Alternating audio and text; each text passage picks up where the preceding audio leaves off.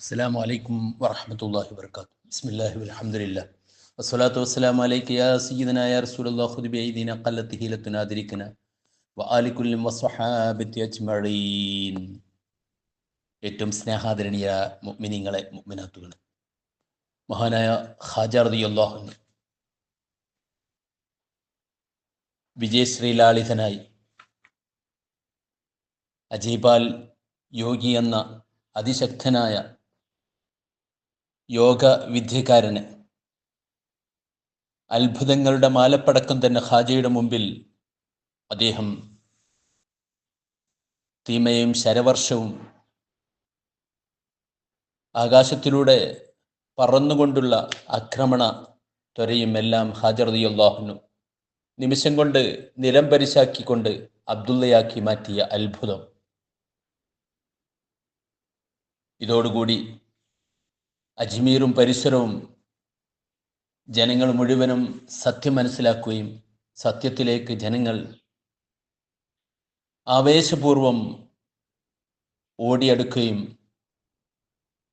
ഈമാൻ ജനങ്ങളുടെ മുഴുവൻ ഖൽബുകളിലേക്കും അതിശക്തമായി തന്നെ ആഴ്ന്നിറങ്ങുകയും ചെയ്തു. മഹാനായ ഖാജ റളിയല്ലാഹു അൻഹു വെണ്ണ പോലുള്ള പരിശുദ്ധ ജീവിതം നയിച്ച് വിശുദ്ധപാതയിൽ ജനങ്ങൾ ഒന്നൊന്നായി അണിചേരുമ്പോഴും യാതൊരു അഹങ്കാരവുമില്ലാതെ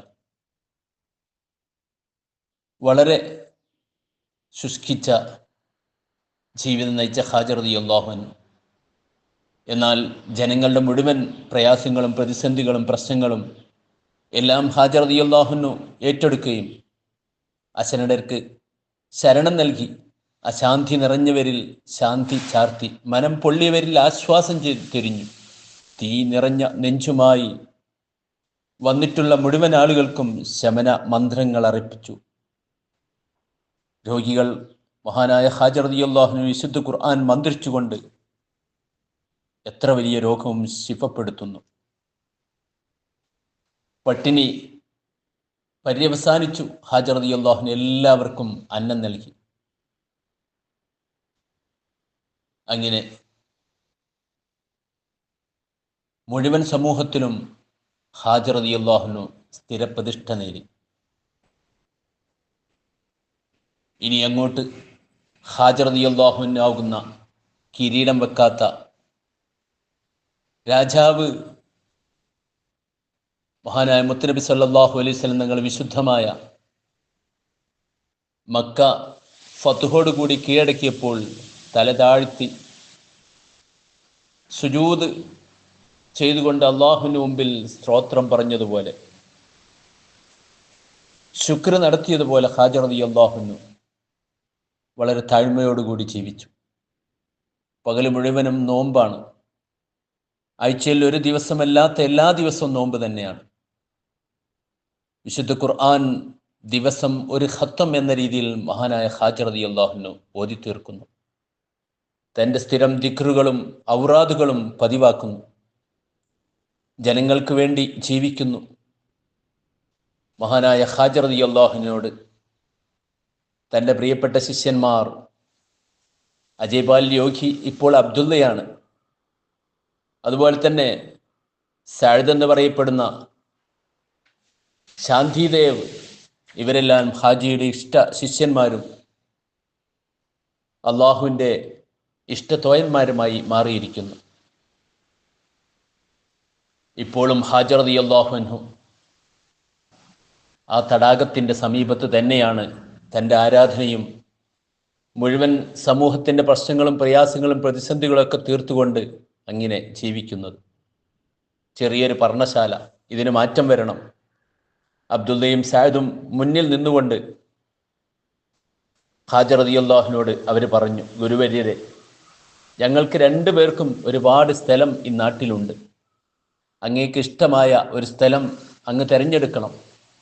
ഇൻഷാ അല്ലാഹ് അവിടെ അങ്ങേക്ക് ആവശ്യമായ രീതിയിൽ നല്ല ഒരു ഭവനം നിർമ്മിക്കണം.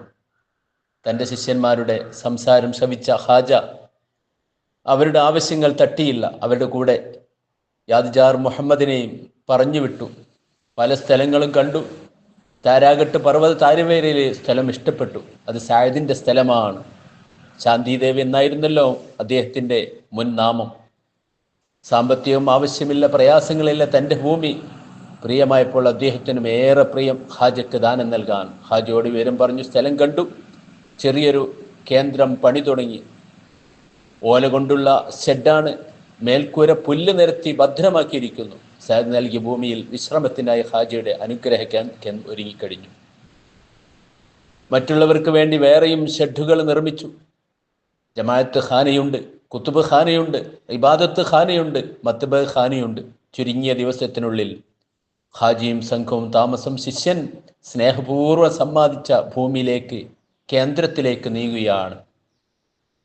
ഹാജിയിൽ സമാധാനത്തിൻ്റെ സംസാരമുണ്ടെന്ന് തിരിച്ചറിഞ്ഞ നിരവധി ആളുകൾ അവിടെയും വന്നു തുടങ്ങി. ആ ഓലഷെഡിൽ ചെറിയ മുറിയിൽ നിറഞ്ഞ ഇലാഹി ചിന്തിയിൽ ഒരു മുസല്ല, ഒരു വെള്ളപ്പാത്രം, ഒരു ജോഡി വസ്ത്രം, ഷെയ്ഖ് ഉസ്മാൻ ഹാറൂനി നൽകിയ പുണ്യ തിരുശേഷിപ്പുകൾ, നിസ്കാരം നിസ്കാരം നിസ്കാരം തന്നെ, ദിക്റുകൾ, സ്നേഹ സംഭാഷണങ്ങൾ, വിശ്വാസ വജസ്സുകൾ. ഇസ്ലാം സ്വീകരിക്കാനെത്തുന്ന ഖാജ അജ്മീർ ദേശക്കാർക്ക് കാരുണ്യമായി, സ്നേഹമായി, പ്രിയപ്പെട്ടവരായി ഹാജിയുടെ അനുഗ്രഹത്തിൻ്റെ കേന്ദ്രത്തിലേക്ക് തുടരെ പലരും വന്നുകൊണ്ടിരുന്നു. വിശ്വാസികൾ, അവിശ്വാസികൾ എല്ലാവർക്കും ഒരുപോലെ സന്തോഷം നൽകി. സ്നേഹത്തിൻ്റെ മലർവാടിയായി ഹാജിയുടെ പുതിയ വാസകേന്ദ്രം മാറിയിരിക്കുന്നു.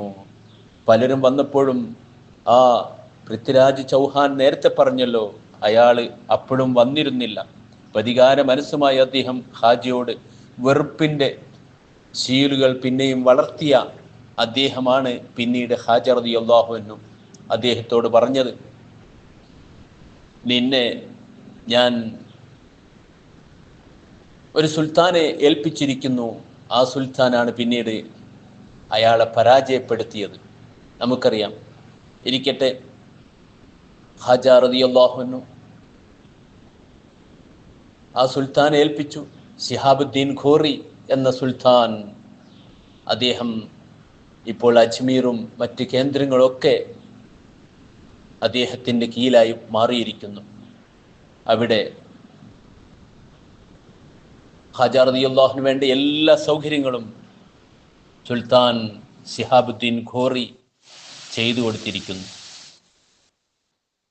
ഇപ്പോൾ